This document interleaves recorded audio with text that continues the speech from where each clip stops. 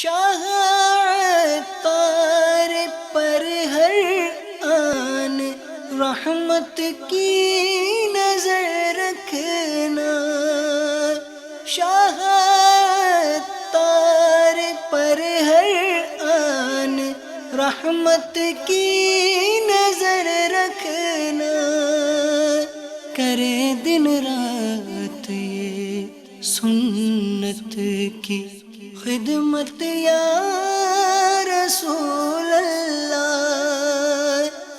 الحمد للہ رب العالمین والصلاة والسلام على سید المرسلین، اما بعد فاعوذ باللہ من الشیطان الرجیم، بسم اللہ الرحمن الرحیم۔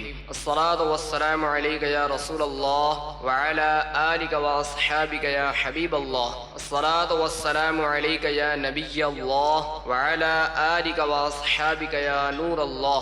میٹھے میٹھے اسلامی بھائیوں اور اسلامی بہنوں، الحمدللہ عز و جل خالق کائنات جل جلالہ کی زمین پر عشق رسول صلی اللہ تعالی علیہ وآلہ وسلم کا مدنی جام تقسیم کرنے والے ایسے مرد کامل اب بھی موجود ہیں جو فیشن کی آفت میں گرفتار لوگوں کو پیارے مصطفیٰ صلی اللہ تعالی علیہ وآلہ وسلم کی سنت کریمہ کا اسیر بنانے کے خواہاں ہیں۔ یہ اللہ عز و جل کا خاص کرم ہے کہ اس نے ہمیں اس پرفتن دور میں تبلیغ قرآن و سنت کی عالمگیر غیر سیاسی تحریک دعوت اسلامی کا مدنی ماحول اور شیخ طریقت امیر اہل سنت ابو بلال حضرت علامہ مولانا محمد الیاس عطار قادری رضوی دامت برکاتہم العالیہ جیسے ولی کامل کی صحبت باثر سے نوازا۔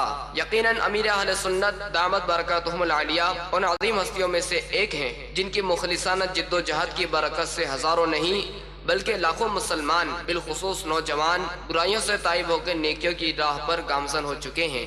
الحمدللہ عز و جل بلا مبالغہ امیر اہل سنت دامت برکاتہم العالیہ نے اپنے سنتوبر بیانات کے ذریعے لاکھوں مسلمانوں کے دلوں میں مدنی انقلاب برپا کر دیا۔ الحمدللہ عز و جل مکتبۃ المدینہ ان بیانات کو آپ تک پہنچانے کی سعادت حاصل کر رہا ہے، لہٰذا تمام اسلامی بھائی اور اسلامی بہنیں اس بیان کو توجہ کے ساتھ سماعت فرمائیں۔ اعوذ باللہ من الشیطان الرجیم، بسم اللہ الرحمن الرحیم، تبارک الذی بیدہ الملک وهو على كل شیء قدیر، الذي خلق الموت والحياة ليبلوكم أيكم أحسن عملا وهو العزيز الغفور، الذي خلق 7 سماوات طباقا ما ترى في خلق الرحمن من تفاوت فارجع البصر هل ترى من فطور، صدق الله العظيم۔ گزرے جس راہ سے وہ سید والا ہو کر رگ رہی ساری زمین عنبر سارا ہو کر رگ رہی ساری زمین عنبر سارا ہو کر رخ انور کی تجلی جو قمر نے دیکھی،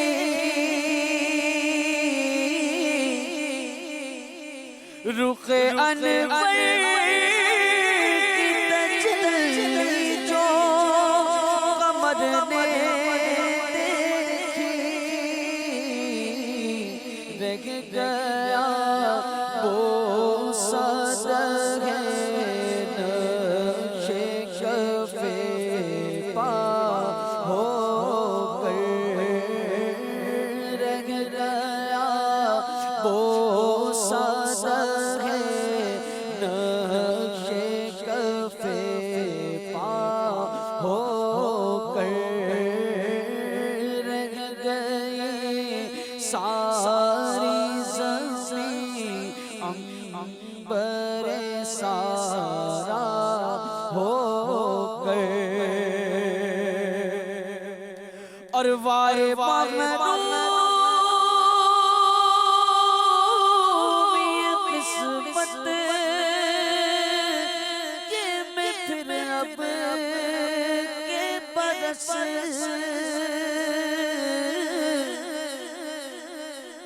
وائے محرومی قسمت کہ میں پھر اب کے برس رہ گیا ہم راہ زوار مدینہ ہو کر رہ گیا ہم راہ زوار مدینہ ہو کر اور چمنے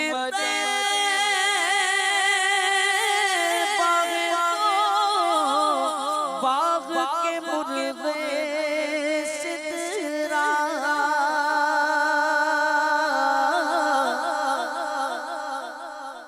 چمنے باغ کے مرغے سدرا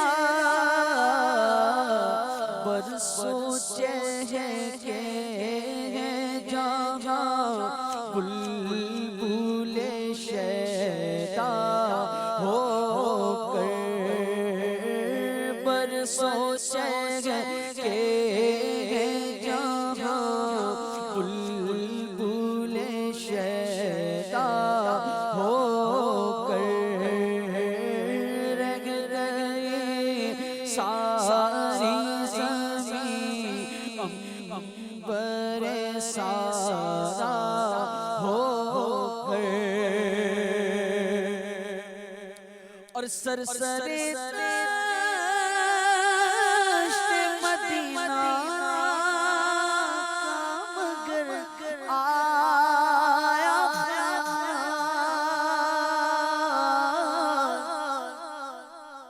سرسرے دشت مدینہ کا مگر آیا رشک گلشن جو بنا گلچہ دلوا ہو کر رشک گلشن جو بنا گلچہ دلوا ہو کر رہ گئی ساری زمین عنبر سارا ہو کر ہے یہ امید رضا کو تیری رحمت سے شہا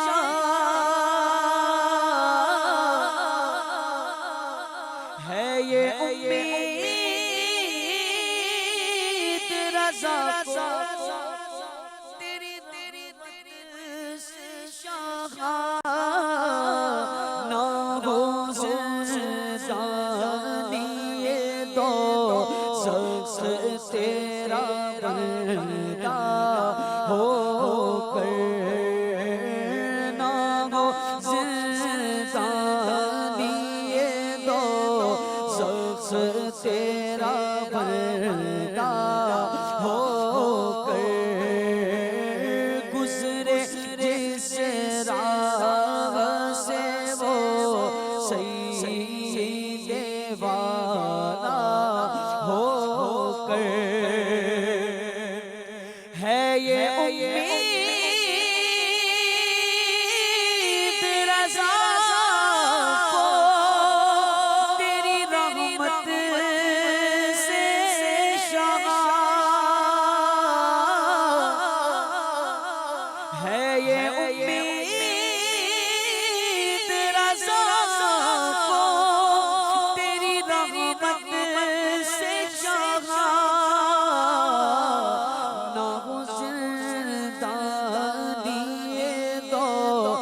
شخص تیرا بندہ ہو کر نہ گو زندانی تو شخص تیرا بندہ ہو کر رہ رہی ساری زمین عنبر سارا ہو کر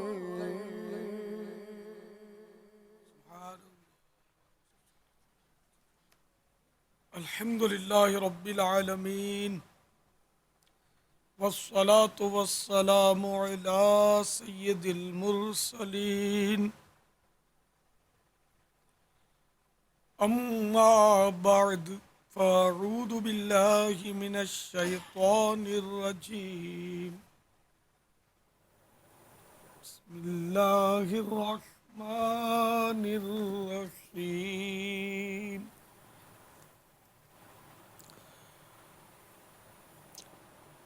الصلاة والسلام علیک یا رسول اللہ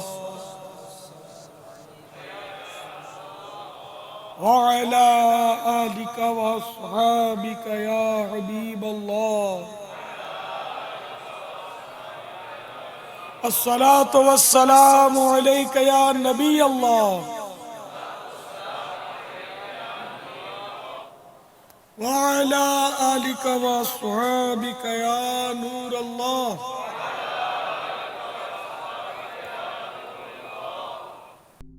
سرکار نامدار مدینے کے تاجدار رسولوں کے سالار نبیوں کے سردار صاحب پسینے خوشبودار شفیع روز شمار جناب احمد مختار صلی اللہ علیہ وسلم کا فرمان مشکبار ہے، جو شخص مجھ پر درود شریف پڑھتا ہے اس کے نامہ اعمال میں 10 نیکیاں لکھی جاتی ہیں اور اس کی بدولت اس کے 10 گناہ معاف ہوتے ہیں اور اس کے 10 درجات بلند ہوتے ہیں اور 10 نیکیاں اس کو 10 غلام آزاد کرنے کے برابر ملتی ہیں۔ صلو علی حبیب صلی اللہ علی محمد۔ اسلامی بھائیوں اور مجھے پردے میرے کر سننے والی اسلامی بہنوں اور انٹرنیٹ کے ذریعے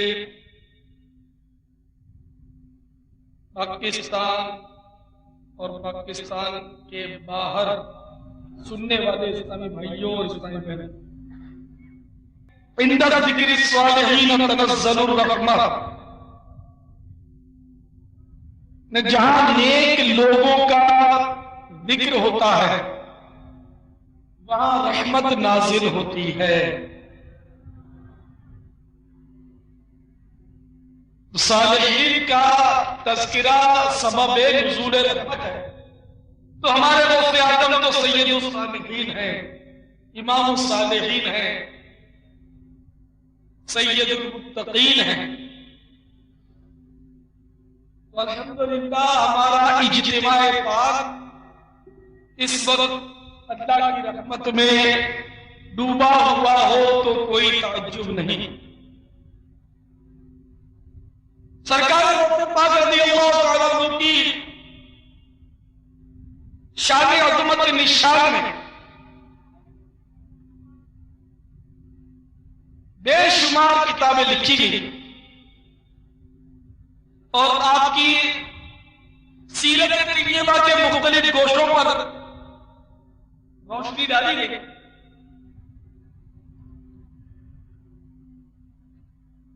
غوث پاک رضی اللہ تعالیٰ عنہ کی شان عظمت نشان کی ایک خوبی یہ بھی ہے کہ آج تک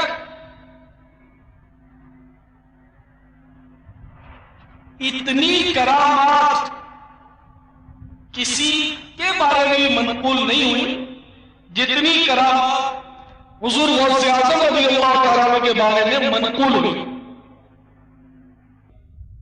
میں چاہتا ہوں کہ آج میں حضور سیدی غوث اعظم رضی اللہ تعالیٰ عنہ کے بیان کرنے کے بارے میں کچھ عرض کروں کہ آپ مبلغ بھی تھے اور الحمدللہ غوث اعظم کو ماننے والے دعوت اسلامی کے مبلغین بھی کافی تعداد ہیں، لیکن میرے مرشد جیسا مبلغ تو نہ دیکھا نہ سنا۔ ایسے خوش نصیب مبلغ تھے، یہ مبلغ بنے کیسے؟ وہ بات مبلغ کیسے بنے اس کا واقعہ بھی خوب ہے۔ چنانچہ بہجت الاسرار شریف، ولایت الجواہر، سفینۃ الاولیاء وغیرہ میں مرقوم ہے کہ ہمارے حضور سیدی پیر و مرشد غوث اعظم رضی اللہ تعالیٰ عنہ خود فرماتے ہیں کہ میں ایک بار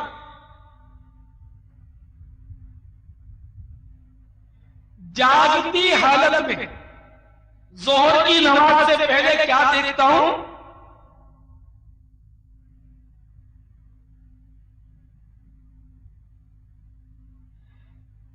کہ شہنشاہ کون و مکان، سلطان دو جہاں، جانے جانا صلی اللہ علیہ وسلم تشریف لائے اور میرے نانا جان رحمت عالمیات صلی اللہ علیہ وسلم نے مجھ سے کیا فرمایا؟ اے میرے بیٹے، یا ولدی، اے میرے بیٹے، تم وعظ و نصیحت کیوں نہیں کرتے، بیان کیوں نہیں کرتے؟ تو میرے پیر و مرشد غوث پاک رضی اللہ تعالیٰ عنہ نے عرض کیا، اے میرے بابا جان صلی اللہ علیہ وسلم، میں تو عجمی ہوں، یعنی جو غیر عربی ہوتا ہے وہ عجمی ہوتا ہے۔ حضور غوث اعظم رضی اللہ تعالیٰ عنہ جیلان قصبے میں پیدا ہوئے تھے اور جیلان جو تھا یہ ملک عرب سے نہیں تھا، تو میں تو عجمی ہوں، عربی نہیں ہوں، اور چونکہ اب میں بغداد میں ہوں، علم حاصل کرنے کے لیے بغداد تشریف لائے تھے اور وہیں سکونت اختیار فرمائی تھی، تو اب میں تو بغداد میں ہوں، فصحائے بغداد کے سامنے کس طرح بیان کروں؟ ان عربی دانوں کے سامنے، ان بغداد شریف کے مطلب ہے کہ جو اچھی عربی بولتے ہیں ان کے سامنے میں کیسے بیان کروں؟ تو اللہ کے محبوب دانا غیوب صلی اللہ علیہ وسلم نے حکم فرمایا اپنا منہ کھولو، تو میرے پیر و مرشد نے اپنا منہ کھول دیا، تو رحمت للعالمین صلی اللہ علیہ وسلم نے 7 مرتبہ اپنا لعاب پاک غوث پاک کے منہ میں آ کر فرمایا، جاؤ اب لوگوں کو نیکی کی دعوت دو۔ جب ظہر کی نماز سے میں فارغ ہوا تو دیکھتے ہی دیکھتے مولا مشکل کشا علی المرتضی کرم اللہ تعالی وجہہ الکریم تشریف لے آئے۔ یہ بھی جاگتے میں دیکھ رہے ہیں۔ مولا مشکل کشا نے فرمایا، بیٹا ذرا اپنا منہ کھولو۔ میں نے آداب بجاتے ہوئے اپنا منہ کھول دیا، تو مولا مشکل کشا علی المرتضی کرم اللہ تعالی وجہہ الکریم نے میرے منہ میں 6 مرتبہ اپنا مبارک تھوک ڈالا اور مجھ سے فرمایا کہ اب نیکی کی دعوت دو۔ میں نے ایسے کیا، حضور والا آپ نے 7 مرتبہ میرے منہ میں لعاب دہن کیوں نہیں ڈالا؟ مولا مشکل کشا نے ارشاد فرمایا، یا ولدی ادبم مع رسول اللہ عز و جل صلی اللہ علیہ وسلم، اے میرے بیٹا، میں نے سرکار صلی اللہ علیہ وسلم کے ادب کے پیش نظر ایسا کیا، کیونکہ سرکار صلی اللہ علیہ وسلم نے تمہارے منہ میں 7 مرتبہ اپنا لعاب دہن ڈالا، تو اس لیے میں نے برابری نہیں کی بلکہ 6 مرتبہ لعاب دہن ڈالا۔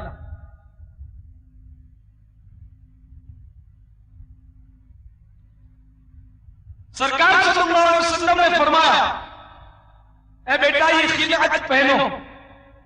میرے غوث اعظم رضی اللہ عنہ نے فرماتے میں نے عرض کیا علی جان یہ کیسی خلعت ہے؟ فرمایا یہ تمہاری ولایت کی خلعت ہے جو اقدام اولیاء کے لیے خاص ہے.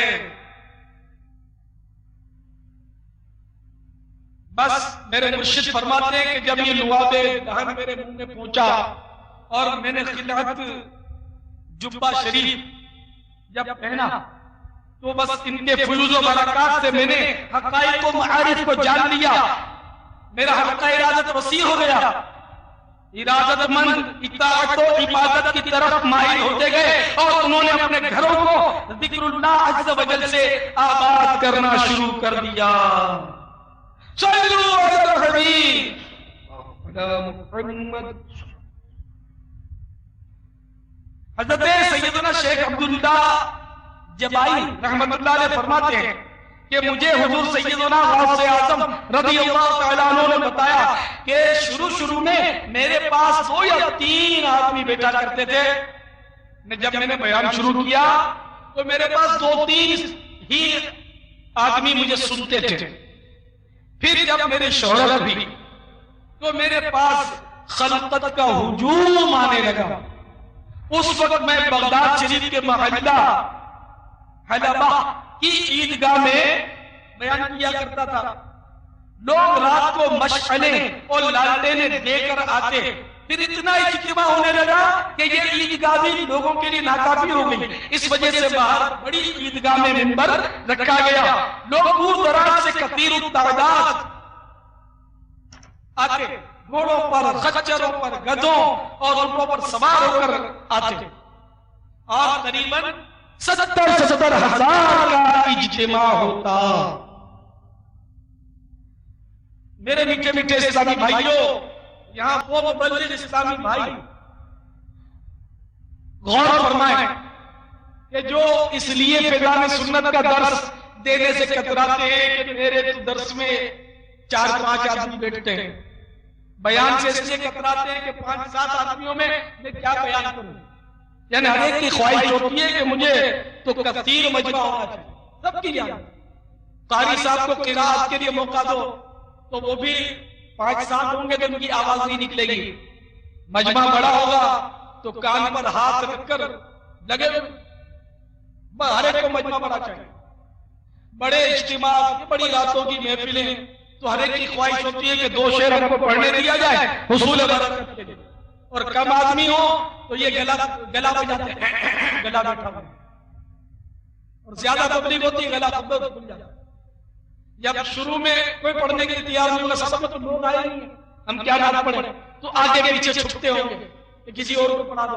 پھر جب مجمع جام ہوگا تو پھر جھومتے ہوئے پہنچیں گے اور محفلوں میں نعتیں پڑھے رہے. یہ عام مطلب مظاہرے اس کے ہوتے رہتے ہیں. اور یہ سارا اس لیے ہے کہ اخلاص نہیں ہے، لوگوں کو دکھانے کے لیے، اپنی واہ واہ کرانے کے لیے. اور یہ ہے سب حب ذات کی وجہ سے. ہر ایک کو عزت نفس کی وجہ سے کہ شہرت ملے، عزت ملے، قدر و منزلت ہو، اپنی واہ واہ.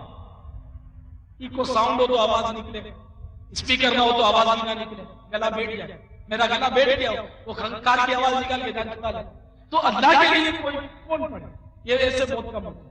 تو میرے غوث پاک کے ماننے والوں، جس مرشد کی محبت کا دم بھرتے ہو اور جس کی نسبت پر ناز کرتے ہو، اس مرشد پاک غوث اعظم دستگیر رضی اللہ تعالیٰ عنہ کی شان تو یہ کہ شروع میں 2-3 آدمی ہوتے تھے، لیکن میرے مرشد ان 2-3 آدمیوں کو بیان سناتے تھے. اور پھر آہستہ آہستہ ترقی ہوئی اور 70 ہزار کا اجتماع ہونے لگا. اور پھر اجتماع میں بڑی بڑی شخصیتیں آنے لگی. میرے مرشد حضور سیدی غوث اعظم کے صاحبزادہ حضرت سیدی عبد الوہاب رضی اللہ تعالیٰ عنہ کا ارشاد گرامی ہے کہ ہمارے والد محترم حضور غوث اعظم رضی اللہ تعالیٰ عنہ کے مبارک اجتماع میں علماء فقہا اور مشائخ وغیرہ بکثرت حاضر ہوتے تھے،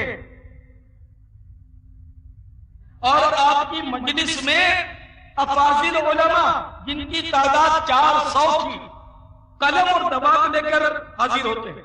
میرے مرشد جو کچھ فرماتے اس کو لکھتے بھی۔ تو یہ بھی پتا چلا کہ جب ہم اجتماع میں جائیں تو بیانات کے نکات لکھنا یہ اولیاء اللہ کی سنت ہے۔ غوث پاک کی مجلس میں جو حاضر ہوتے تھے بڑے بڑے علماء، اولیاء کرام اپنے اپنے وقت کے ہوتے تھے، وہ لکھتے تھے غوث پاک کا بیان، اور اہم باتیں، ہر بات اہم ہوتی تھی۔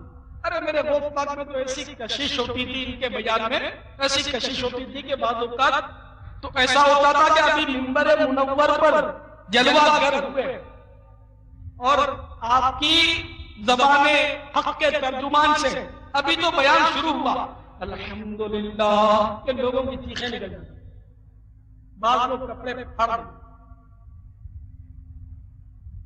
اس قدر مطلب ہے کہ آپ کے بیان میں تاثیر تھی، اور اس قدر مطلب ہے کہ کیونکہ یہ باعمل ہے، جو بھی باعمل ہوتا ہے اس کی زبان میں تاثیر ہوتی ہے، دل سے جو بات نکلتی ہے اثر رکھتی ہے، پر نہیں طاقت پرواز مگر نکلتی ہے۔ تو ان کی جو بات نکلتی تھی وہ دل سے نکلتی تھی، پہلے خود عمل کرتے تھے، بعد میں بیان فرماتے تھے، اور ہمارا حال یہ کہ ہم پہلے یا بعد میں عمل کا نام نہیں لیتے، صرف بیان کرتے ہیں، بڑی بڑی باتیں کرتے ہیں، بڑے بڑے فلسفے جھاڑتے ہیں، عمل کا نام و نشان دور دور تک نہیں۔ فلسفہ رہ گیا تلقین غزالی نہ رہی، رہ گئی رسم ادا روح بلالی لالی نہ رہی۔ تو بہرحال اجتماع پاک، اجتماع غوثیہ، عوام کے کثرت ازدحام کی وجہ سے جگہ ناکافی ہونے لگی، چنانچہ آپ کا جو مدرسہ نظامیہ تھا، آپ کا جو مدرسہ شریف تھا، اس کا نام تھا مدرسۃ النظامیہ۔ تو مدرسۃ النظامیہ کی عمارت جو تھی وہ ناکافی ہو گئی، اور لوگ باہر فصیل کے نزدیک اور دروازے قریب اور سڑک پر بیٹھنے لگے۔ روز بروز بڑھتی ہوئی تعداد کے پیش نظر قرب و جوار کے مکانات بھی خرید کر شامل کیے گئے، اور اس طرح مدرسہ جو تھا وہ کافی وسیع ہو گیا۔ مالداروں نے مدرسے کی وسیع ترین عمارت بنوا دینے میں اپنا مال خرچ کیا، اور فقراء اور صوفیاء کرام نے اپنے ہاتھوں سے اس کی تعمیر کا کام سر انجام دیا۔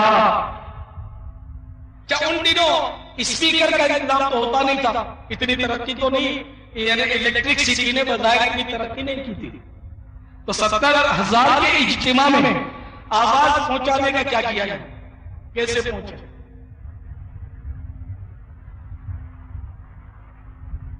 تو کلام الجواہر بہجت الاسرار وغیرہ میں ہے کہ آپ کی یعنی میرے مرشد پاک سیدی سلطان بغداد رضی اللہ تعالیٰ عنہ کی آواز مبارک میں یہ تاثیر تھی کہ جس قدر نزدیک والوں کو سنائی دیتی تھی، اسی طرح دور والوں کو بھی سنائی دیتی تھی، یعنی دور و نزدیک والے حضرات یکساں میرے مرشد کی آواز پاک بالکل صاف سنتے تھے۔ اچھا، یہ تو اسپیکر کا مسئلہ حل ہو گیا کہ میرے مرشد اسپیکر کے بغیر سب کو سنا دیتے تھے، یہ میرے رب نے ان کو طاقت بخشی تھی میرے مرشد کو۔ آپ بولو کہ اب تو سائنس نے بہت ترقی کر لی، اب تو ٹیلی فونک بیانات ہوتے ہیں، ٹیلی فون کے ذریعے مختلف ممالک میں مختلف شہروں میں ریلے ہوتا بیان، اب تو انٹرنیٹ آ گیا، انٹرنیٹ کے ذریعے پاکستان کے اندر اور پاکستان کے باہر بھی یہ بیان ریلے ہو رہا ہے۔ تو غوث پاک رضی اللہ تعالیٰ عنہ کے پاس بھی کوئی ریلے کا انتظام ہوگا؟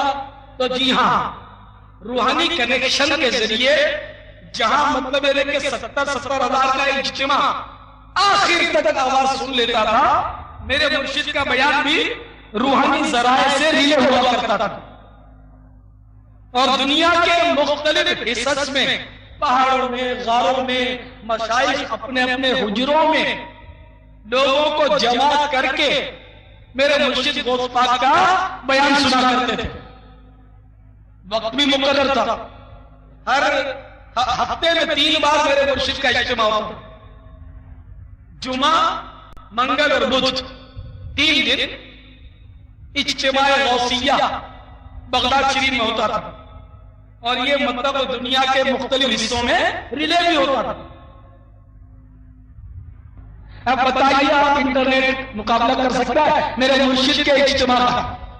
اور یہ بھی معلوم ہوا کہ جو دور دور اجتماع سنتے تھے نا، روحانی کنیکشن کے ذریعے جب ریلے ہوتا تھا تو وہ بھی 4 آنکھوں والے ہوتے تھے۔ 4 آنکھیں جسمانی نہیں، باطنی آنکھوں والے نہیں تھے، یعنی وہ اجتماع دیکھتے تھے، صرف نہ صرف دیکھتے تھے بلکہ اجتماع سنتے بھی تھے۔ تو یہ ٹی وی اور ڈش اینٹینا کا بھی توڑ ہو گیا کہ وہ حضرات روحانی اسکرین پر وہ اجتماع دیکھ بھی لیتے تھے، اور ان کے روحانی اسکرین پر آج کل کے ٹی وی اور وی سی آر کی طرح فحش سین نہیں ہوتے تھے، پاکیزہ سین ہوتے تھے۔ تو یہ تھا میرے مرشد کا اجتماع اور اجتماع کے لیے کا حال۔ اور اس اجتماع میں کون کون ہستیاں آتی تھی؟ اللہ اللہ، حضرت شیخ محقق علی الاطلاق سیدنا شیخ عبدالحق محدث دہلوی رحمت اللہ تعالی علیہ الاخبار والاخیار میں فرماتے ہیں کہ آپ کی مجلس پاک میں، آپ کے اجتماع پاک میں تمام اولیاء اللہ اور انبیاء کرام علیہ السلام اور جن اور ملائکہ تشریف فرما ہوتے تھے، اور حضرت سید الانبیاء ہمارے میٹھے میٹھے مصطفیٰ صلی اللہ علیہ وسلم بھی تشریف لاتے تھے۔ اچھا، تو کہیں کوئی یہ نہ سمجھے کہ یہ انبیاء علیہ السلام اور خود سرکار صلی اللہ علیہ وسلم غوث پاک سے کچھ سیکھنے تشریف لاتے تھے، نہ معاذ اللہ، ولی کتنا ہی بڑا ہو لیکن وہ کسی نبی سے کیا صحابی سے بھی افضل نہیں ہو سکتا۔ حضرت مجدد الفسانی شیخ احمد سرہندی رضی اللہ تعالیٰ عنہ اپنے مکتوبات شریفہ میں فرماتے ہیں کہ حضرت سیدنا امیر معاویہ رضی اللہ عنہ جس گھوڑے پر سوار ہیں، اس گھوڑے کی ٹانگوں سے مٹی اڑ کر گھوڑے کے ناک کے نتنے میں جائے، اس مٹی کی فضیلت کو بھی بڑے سے بڑا ولی نہیں پہنچ سکتا۔ یہ ایک مثال دی ہے، صحابی کا مقام اپنی جگہ پر ہے، ولی کا مقام اپنی جگہ، اور نبی کا مقام تو بلند و بالا، اور پھر سید الانبیاء کے مقام کی تو کیا بات کریں۔ تو یہ حضرات انبیاء علیہ السلام کچھ سیکھنے نہیں آتے تھے، ان سے سننے نہیں آتے تھے، تو پھر کیوں آتے تھے؟ تو مجھے کہنے دیجئے، حوصلہ افزائی فرمانے کے لیے تشریف لاتے تھے، تعین کے لیے تشریف لاتے تھے کہ شیخ عبد القادر جیلانی جو کچھ فرماتے ہیں وہ حق فرماتے ہیں، یہ سچے ہیں، کہ سچوں کے اجتماع میں وہ آتے تھے، جھوٹوں کے اجتماع میں کبھی نہیں آتے۔ حضرت سیدنا خضر علیہ نبینا علیہ السلام بھی اکثر اوقات میرے مرشد کے اجتماع پاک میں تشریف لاتے تھے، یہ بھی نبی تھے، تو یہ بھی حوصلہ افزائی کے لیے تشریف لاتے تھے۔ اور حضرت خضر علیہ نبینا علیہ السلام کے بارے میں تو منقول ہے کہ آپ دیگر اولیاء کرام کو بھی ترغیب دلاتے تھے کہ حضرت شیخ عبد القادر جیلانی رضی اللہ تعالیٰ عنہ کہ اجتماع میں شرکت کیا کرو، تو پتا چلا کہ اجتماع میں شرکت کی دعوت دینا یہ خضر علیہ السلام کی سنت ہے۔ تذکرہ نکلا سیدنا خضر علیہ السلام کا، تو یہ بھی عرض کرتا چلوں کہ سیدنا خضر علیہ نبینا والسلام کی اپنی شان کے تو کیا کہنے، ان کا نام اتنا برکت والا ہے، اتنا برکت والا ہے، اتنا برکت والا ہے کہ بزرگان دین فرماتے ہیں کہ اگر خضر علیہ السلام کا نام کوئی یاد رکھے گا تو انشاءاللہ اس کا ایمان پر خاتمہ ہوگا۔ تو اگر کسی نے اولیاء کرام کی سنت اپنائی ہوئی ہے کہ لکھنے والی، بلکہ حضرت سیدنا انس رضی اللہ تعالیٰ عنہ کا قول بھی ہے، قید العلم بالکتابہ، علم کو لکھ کر قید کرنا، تو وہ چاہے تو لکھ لے، اور ایمان کی حفاظت کی فکر کسی کو نہیں ہوگی۔ وہ بہت بڑا بد نصیب ہے جس کو ایمان کی حفاظت کی فکر نہیں ہوگی۔ تو یہ نام اگر آپ کے پاس قلم ہو تو لکھ لیجیے، ورنہ آپ نے ذہن میں ٹیپ کر لیجیے۔ تو سیدنا خضر علیہ نبینا والسلام کا پورا نام ہے ابو العباس بلیا بن ملکان علیہ السلام، ابو العباس بلیا بن ملکان، ابو العباس بلیا بن ملکان۔ تو انشاءاللہ جس کو یہ نام یاد رہے گا عمر بھر، تو انشاءاللہ اس کا خاتمہ ایمان پر ہوگا، اور ایمان پر خاتمہ ہونا یہ بہت ضروری ہے، ورنہ کوئی عمل کام نہیں آئے گا۔ حدیث پاک میں ہے انما الاعمال بالخواتیم، یعنی اعمال کا کوئی اعتبار نہیں، کوئی بھروسہ نہیں اعمال کا، مگر خاتمے پر۔ جس کا ایمان پر خاتمہ ہوگا اس کو عبادتیں اور نیکیاں کام آئیں گی، اور معاذ اللہ جس کا خاتمہ کفر پر ہوا اس کو اس کے عمل کام نہیں آئیں گے، بلکہ اس کو تو ہمیشہ ہمیشہ ہمیشہ جہنم میں رہنا پڑے گا۔ وَالْعِيَاذُ بِاللَّهِ جل جلالہ۔ اللہ تعالی ہم سب کو جہنم کے عذاب سے محفوظ رکھے۔ تو میرے پیارے پیارے اور میٹھے میٹھے اسلامی بھائیوں،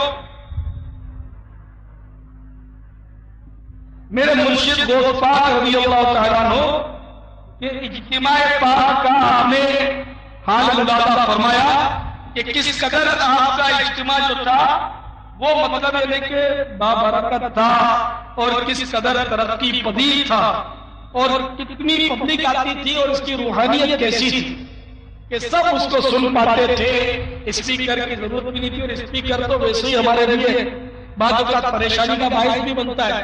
کبھی تو یہ بھون کر کے جب بفر کر چیخنا چلانا شروع کرتا ہے تو سارا مدہ گرگرا کر دیتا ہے، کبھی گڑگڑاہٹ اور غرانا شروع کر دیتا ہے، تو کبھی بجلی چلی جاتی ہے تو پھر افراتفری مچا دیتا ہے۔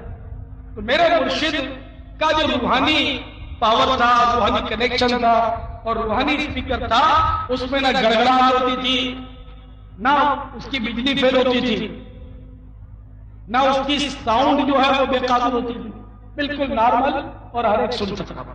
اور آپ کے اجتماع پاک میں کبھی ایسا نہیں ہوتا تھا کہ